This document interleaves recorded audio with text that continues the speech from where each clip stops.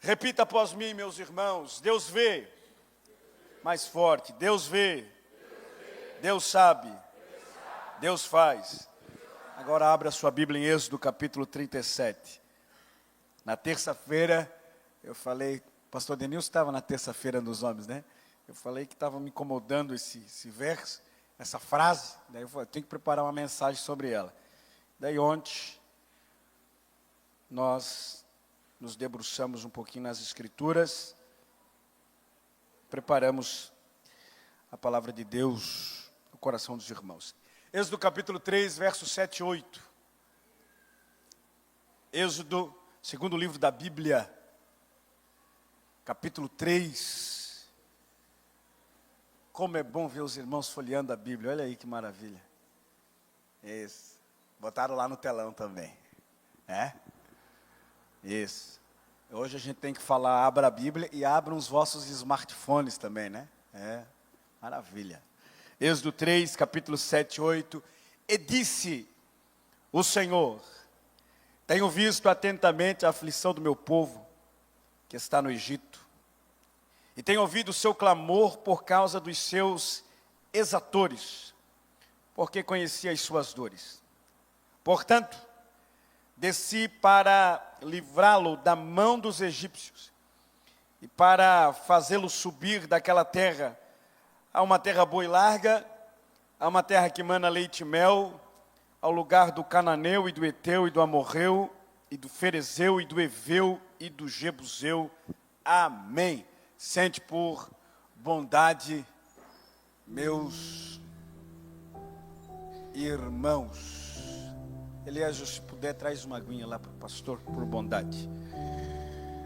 Deus, como Criador e sustentador do que criou, sempre está agindo no mundo.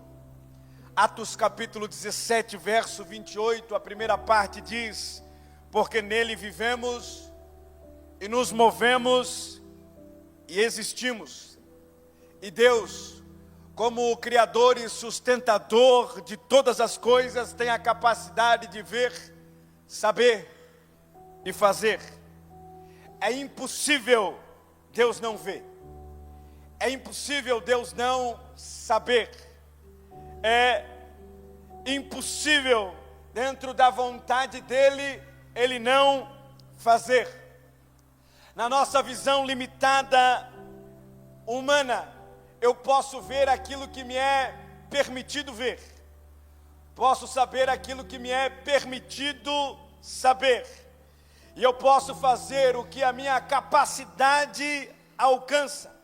Isso está atrelado à nossa limitação, incapacidade de ver tudo, de saber tudo e de fazer tudo. Agora, o que para nós é ilimitado, para Deus não é. Ele tem a capacidade de ver o profundo do nosso coração, a qual ninguém consegue ver. Hebreus capítulo 4, verso 12 diz: porque a palavra de Deus é viva e eficaz, e mais cortante do que qualquer espada de dois gumes, e penetra até o ponto de dividir alma e espírito, juntas e medulas, e é apta para discernir os pensamentos e propósitos do coração.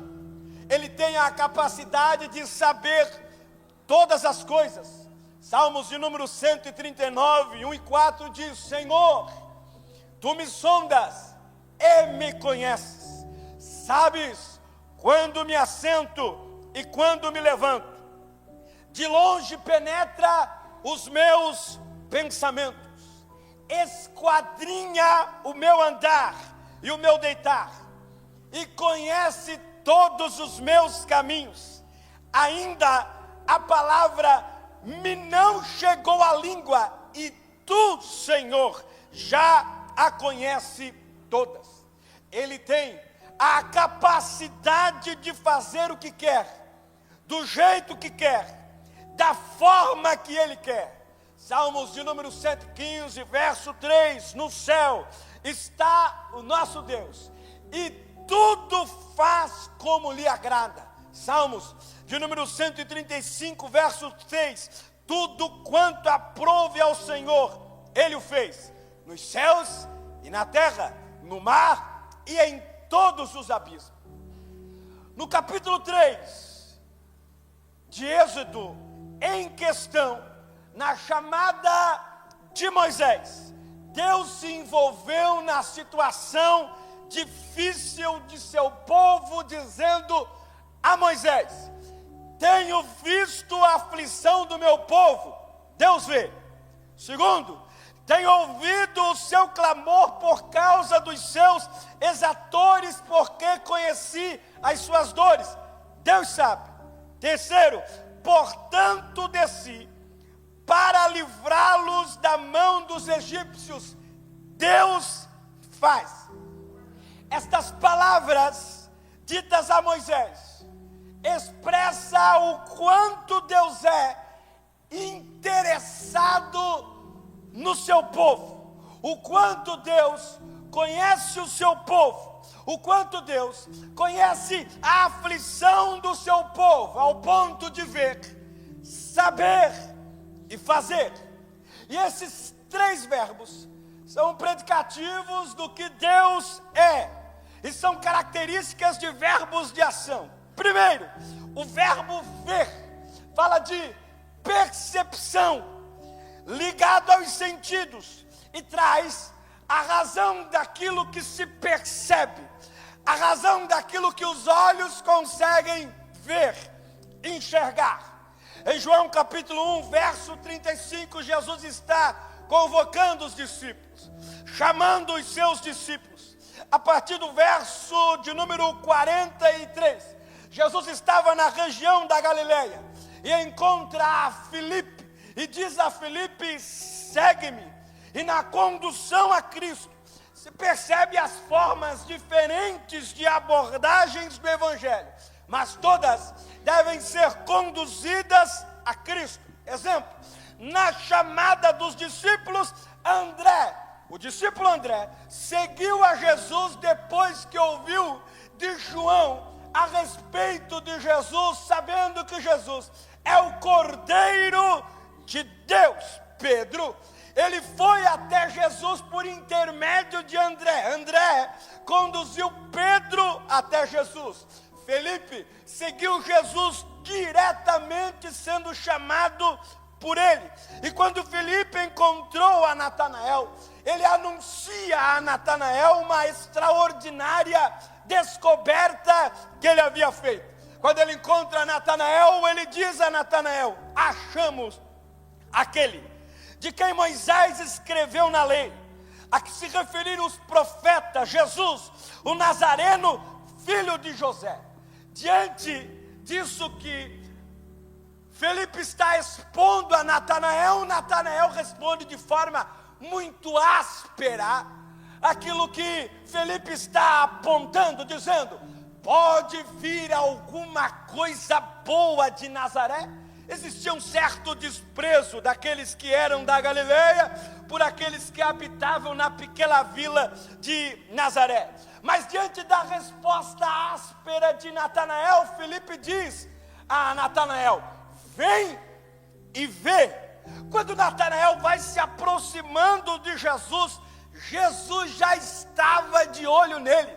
E quando ele se aproxima, Jesus diz a Natanael: eis aí um verdadeiro israelita em quem não há dolo. Jesus destaca em Natanael a sua honestidade, a sua sinceridade, a sua integridade. Antes mesmo de Natanael chegar, Jesus já estava o vendo. Então Natanael, diante daquilo que Jesus está expondo a ele, Natanael pergunta: de onde é que o Senhor me conhece? Respondeu Jesus: antes de Filipe te chamar, eu te vi quando estavas debaixo da figueira. Deus está lhe vendo, e Deus vê somente aquilo que você sabe e ele também sabe. Somente Natanael sabia o que ele fazia debaixo daquela figueira. E Jesus também sabia. Deus está vendo o seu lugar secreto de comunhão com Ele. Deus está vendo a profundidade da tua alma, que somente você sabe. O olhar de Deus está sobre nós. Deus vê. Segundo verbo, o verbo saber, se apoia no ato de conhecer, ter consciência, compreender. Deus sabe os pormenores, Deus sabe os detalhes, Deus sabe as entrelinhas da nossa vida. Deus tem o conhecimento completo de todas as coisas. Em João, capítulo 4, Jesus deixa a região da Judeia e retorna para Galileia. Porém, nesse trajeto entre Judeia e Galileia, era necessário Jesus passar por Samaria. E chegando a uma cidade chamada Sicar, que pertencia a Samaria, e que nesta cidade tinha a fonte de Jacó. Cansado da viagem, Jesus se assenta naquela fonte por volta da hora sexta, ou ao meio-dia. Enquanto Jesus está descansando na fonte, uma mulher se aproxima para tirar água daquela fonte. E aqui se começa então o diálogo, que foi entendido por aquela mulher de forma literal, até que os olhos espirituais e os ouvidos espirituais delas se abrissem. Jesus pede para aquela mulher, assentado naquele poço, descansando, água. Para um homem judeu, se dirigir a uma mulher em público, e ainda mesmo pedir água a ela, que era samaritana, significava quebra rígida de um costume social daquela época, bem como a supressão da animosidade social existente entre esses dois grupos, judeus e samaritanos. Além disso, um rabi, um mestre religioso, não ia dirigir a palavra a mulheres de má reputação. Atrelado ao costume social, bem como a animosidade entre judeus e samaritanos, ela respondeu a Jesus: como sendo tu judeu, pedes de beber a mim, que sou mulher samaritana? Jesus rebate a resposta dela dizendo: se conheceres o dom de Deus, dom, salvação em Deus, e quem é o que te pede, dá-me de beber, tu lhe pedirias e ela te daria água viva, ou ele te daria água viva. Ela, não conhecendo de fato quem estava na sua frente, quem estava falando com ela, percebeu que Jesus não tinha nada na mão para tirar água do poço. E ela ainda disse para Jesus que o poço era fundo demais para tirar água. E ela também retruca Jesus: em que lugar está esta água que o Senhor está dizendo? Ela agora apela para a história do poço. Jesus não tem nada na mão, o poço é fundo, e ela quer saber aonde está essa água que Jesus está dizendo. Ela então vai apelar para a história daquele poço. És tu porventura maior que Jacó, o nosso pai, que nos deu este poço, do qual ele mesmo bebeu, e assim também os seus filhos e seu gado? Jesus olha para ela e diz: quem beber desta água tornará a ter sede. Aquele, porém, que beber da água que eu lhe der, nunca mais terá sede. Pelo contrário, a água que eu lhe der será nele uma fonte a jorrar para a vida eterna. a informação que Jesus deu despertou a mulher para o olhar natural. Na mente dela a compreensão foi: se tu tens água, então me dê, para que eu nunca mais volte a este poço. Jesus diz: mulher, tu não está entendendo é nada, vai lá chamar o teu marido. Ela responde: eu não tenho marido. Jesus então chega no ponto-chave: disseste bem que não tem marido, porque tu já teve 5 e o que tu tens agora não é teu. A mulher fixou o olhar em Jesus e disse: opa, eu pensei que ele estava falando da água do poço, mas ele estava falando de mim. Ele sabe quem eu sou, ele me conhece. Senhor, vejo que tu és profeta. Deus tem o conhecimento detalhado da sua vida. Ele me conhece, ele sabe quem eu sou. Eu vim ao meio-dia tirar água do poço, no pior horário, sozinha, para que ninguém me veja, e de repente aparece alguém que me conhece por inteiro. Aparece alguém que sabe do profundo da minha alma. Aparece alguém que conhece muito mais do que o meu estereotipo, que conhece muito mais do que minha carcaça. Conhece a minha alma, conhece o meu coração, conhece o meu interior. Deus sabe. Terceiro verbo: fazer. O verbo fazer também é descrito como um verbo de ação, e indica o ato de realizar algo ou produzir resultado. Isaías capítulo 54:4: porque desde a antiguidade não se ouviu, nem com o ouvido se percebeu, nem com os olhos se viu Deus além de ti, que trabalha para aqueles que nele esperam. Lá em Atos capítulo 12, uma intensa perseguição desafia a igreja do Senhor Jesus. Tiago é morto a fio da espada, Pedro é aprisionado. Eles lançam Pedro no cárcere, e Pedro é guardado por 4 escoltas. Cada escolta tinha 4 homens, 2 que ficavam aprisionados, encarcerados junto com Pedro, e outros 2 que ficavam à porta do cárcere, guardando o cárcere como sentinela. Durante todo esse tempo, 2 soldados acorrentados a Pedro e 2 do lado de fora. No verso 5 do capítulo 12, a igreja está em incessante oração por Pedro, que está aprisionado. Deus então resolve agir. Deus então resolve fazer. Herodes, na mesma noite, tinha a intenção de colocar Pedro para ser julgado e executado.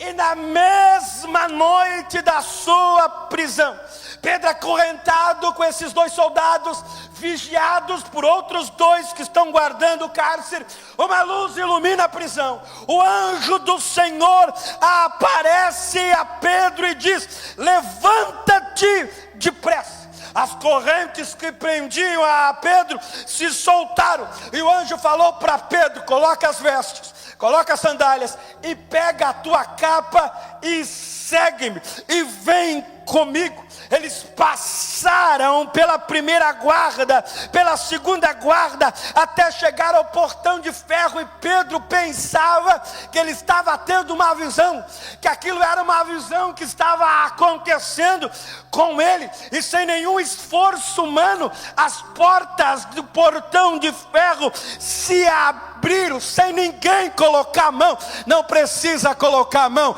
Deus está fazendo por você e através de você. Não precisa ter o esforço humano para fazer o impossível. Deus está agindo. O portão pode ser de ferro, pode ser pesado, pode estar trancado, mas o anjo do Senhor está indo à frente para destrancar tudo. Deus está fazendo pela tua vida o que tu não tem capacidade de fazer. Quem pode levantar a mão e dar glória a Deus para Jesus? Eles entraram pela rua da cidade. Ao chegar no portão, o anjo que acompanhava Pedro se distancia dele e vai embora. E Pedro então percebe que não era uma visão e diz: agora sei verdadeiramente que o Senhor enviou o seu anjo e me livrou da mão de Herodes e de toda a expectativa do povo judaico. Então Pedro vai até a casa da irmã Maria, mãe do discípulo João Marcos, daquele que escreveu o livro de Marcos, daquele que foi rejeitado por Paulo, e depois no final da vida de Paulo, Paulo chamou a João Marcos porque ele era muito útil. E quando ele se aproxima do portão da casa, ele bate no portão, e uma criada chamada Rode vai até o portão para saber quem é. Ela ouve a voz e diz: é Pedro, é Pedro, é Pedro. Ela não abre o portão, ela volta para onde estão os seus irmãos em Cristo e diz: Pedro está batendo no portão. Eles dizem: não diga isso é loucura, Pedro está preso, quem sabe seja um anjo. Não, é Pedro que está lá fora. E Pedro continuou batendo no portão. Os irmãos então foram lá, abriram o portão e perceberam que era Pedro e ficaram atônitos, maravilhados. E Pedro entra e diz para os irmãos: o Senhor me livrou da prisão. Deus está fazendo. Deus faz e age pelo seu povo, que busca a Ele em perseverança. Deus faz e age por um povo que ama Ele, que busca Ele, que faz incessante oração. Deus está te livrando, Deus está agindo em teu favor, Deus está te cercando de todos os lados, porque Deus faz. Se nós olharmos gramaticalmente, ver é uma ação perceptiva, se percebe com os olhos. Saber é um estado mental que traz a ideia de conhecer, compreender. E fazer é uma ação efetiva e descreve o ato de executar ou realizar. Voltando para o capítulo 3 de Êxodo, o que Deus está dizendo para Moisés está relacionado ao ato de perceber, ao ato de conhecer e ao ato de agir. Deus está dizendo a Moisés: Moisés, eu estou vendo a angústia do meu povo, eu estou percebendo, eu estou olhando, está me chamando a atenção a angústia do meu povo. Eu conheço o sofrimento do meu povo. Eu tenho conhecimento do que o meu povo passa na mão dos egípcios, do que o meu povo sofre na mão dos egípcios. E Moisés, eu vou agir em prol deles.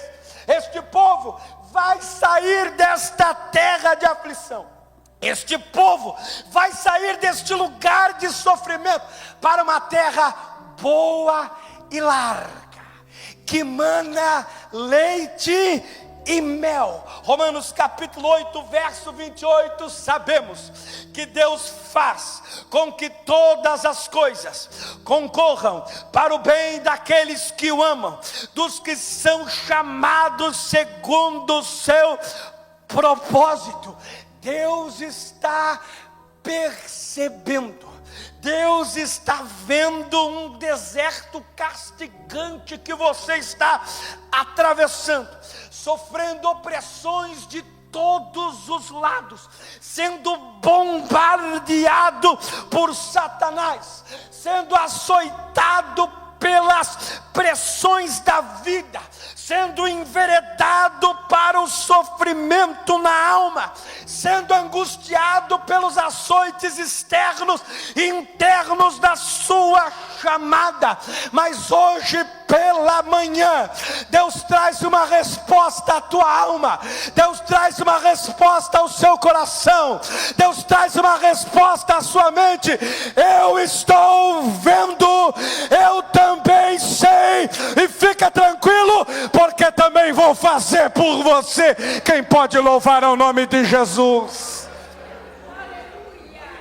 Esta terra de sofrimento será substituída. Essa terra de angústia será substituída. Essa terra de aflição, esse campo geográfico que você está inserido de pressão, de aflição, de angústia, de medo, de temores, será trocado, será mudado. Deus vai te arrancar. Por quê? Porque tem uma terra boa e larga preparada para você. Tem uma terra que mana leite e mel. Essa terra seca que você está passando, essa terra árida da sua chamada, essa terra seca da tua família que você está atravessando, este lugar que não está produzindo nada, este lugar que não está produzindo nem leite, nem mel, será substituído, porque Deus tem uma terra boa, poderosa, uma terra larga, espessa e uma terra produtiva, mana leite e mel. Vai sair o tempo de sofrimento, está chegando o tempo de Deus na tua vida, está chegando o tempo de Deus fazer, está chegando o tempo de Deus agir, porque Deus vê, Deus sabe e Deus faz. Ramashoyamas. Deus vê o que ninguém vê. Tem coisas que só você sabe, e Deus. Tem coisas que está lá debaixo da figueira, que só Felipe sabe. E de repente Deus diz: Ezequiel, eu te vi debaixo da figueira. Onde é que o Senhor me conhece? Há muito tempo. Da onde? Do ventre. Opa, é. Tu estava sendo concebido, eu já sabia quem tu era. Onde é que eu estava? Tu já estava na eternidade, sendo pensado por Ele. Tu não é obra do acaso, obra de mãos humanas. Tu não é obra de erro. Não é porque houve um erro na minha vida, houve um erro de meu pai, houve um erro da minha... Não. Tu não é obra do acaso. Tira isso da tua mente. Tu é projeto de Deus, tu é filho de Deus. Deus vê, Deus sabe, Deus faz. Tu não é qualquer coisa não. E eu não estou usando aqui filosofia barata para a sua vida. Eu estou apontando aquilo que você é. E o que você é? Eu sou filho de Deus. Eu sou projeto de Deus. Eu sou servo de Deus. Eu sou escolha de Deus. Eu sou aquele a qual o Senhor chamou lá debaixo da figueira e disse: Felipe, eu já te vi lá debaixo da figueira, quando ninguém te via, quando ninguém te olhava, quando tu era desprezado. Eu já te conhecia lá, já te via lá. E fique tranquilo, também já estou agindo, também já estou fazendo, também já estou entrando com providência, também já estou socorrendo você. Só quem pode levanta a mão lá em cima, tem o maior grito de glória que você pode estar aqui nesta manhã. Deus vê, Deus sabe, Deus faz. Fique de pé por bondade.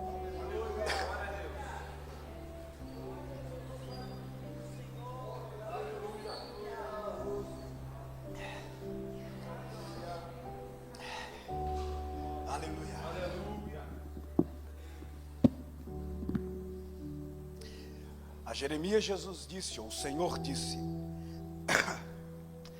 antes que tu nascesse, eu já te conhecia.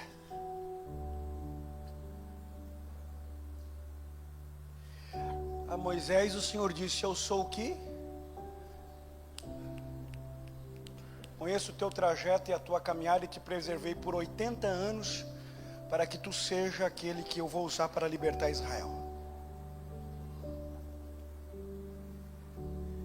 A Isaías o Senhor disse: ei, fique tranquilo, porque eu purifico os teus pecados e te coloco uma missão, porque eu conheço as tuas fragilidades, fraquezas, temores, medos, mas sobre ti coloco uma missão.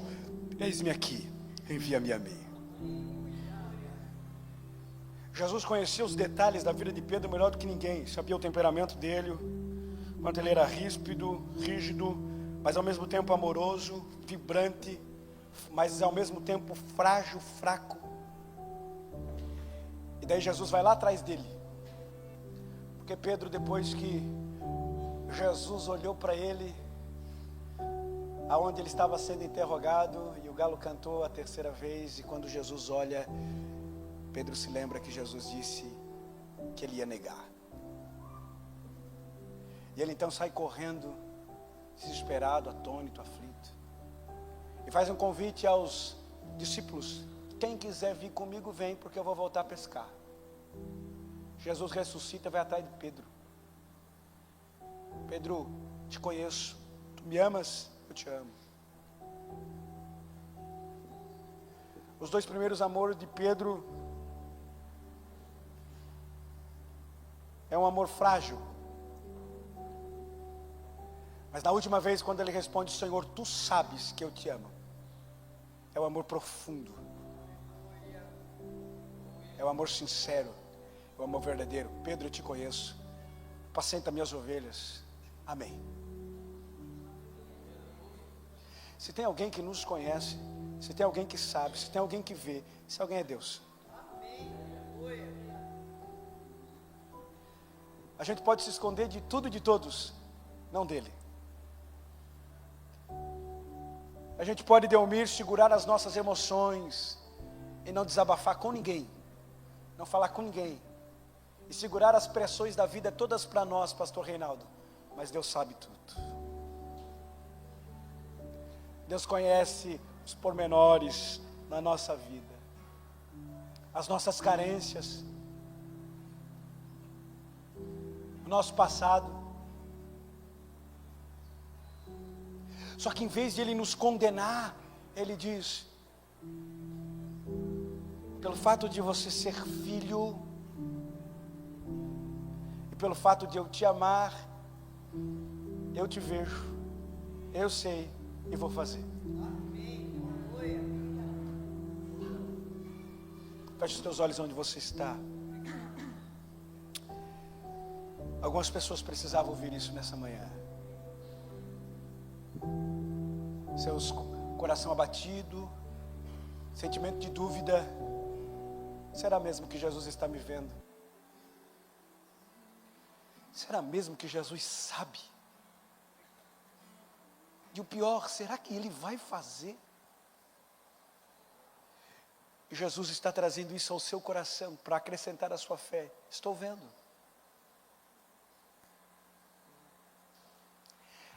Também sei.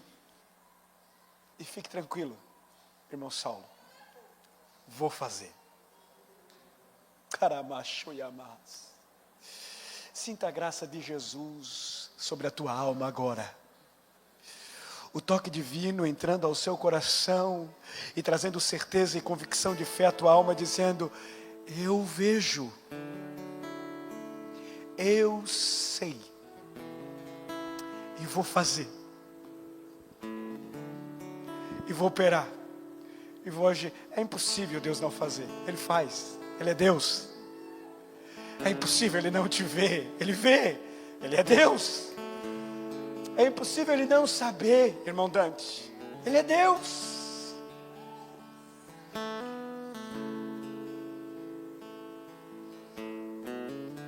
Muitos se cansam, se fadigam, mas aqueles que têm pouca força, que esperam no Senhor, têm as forças renovadas. Jesus está renovando as suas forças nesta manhã.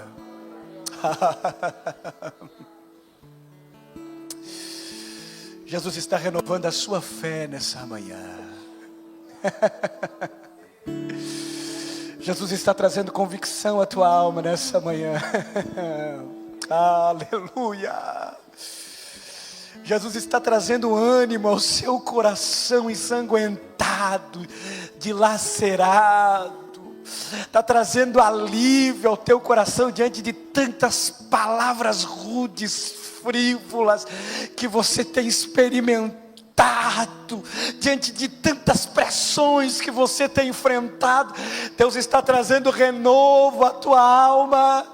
Deus está trazendo renovo ao teu coração. E Ele te chama nessa manhã de filho. E Ele te chama nessa manhã de filha. E Ele reforça a palavra dizendo a você: eu vejo, eu sei, e vou fazer, Pai, nós oramos. Pai, nós queremos em Ti, e cremos que esta é a Tua resposta para nós nesta manhã. Tu vê, Tu sabes, Tu faz, não existe nada que Tu não possas fazer, não existe absolutamente nada que seja impossível para que o Senhor atue. Tu vê todas as coisas, Tu contempla, Tu sabe, e eu creio no Teu agir. Tu tens visto a aflição do Teu povo, Tu sabes o sofrimento do Teu povo, e já preparou o livramento, a saída, o escape, e já preparou uma terra boa e larga, que mana leite e mel, que os Teus filhos vão desfrutar. Nós oramos em nome de Jesus. Amém.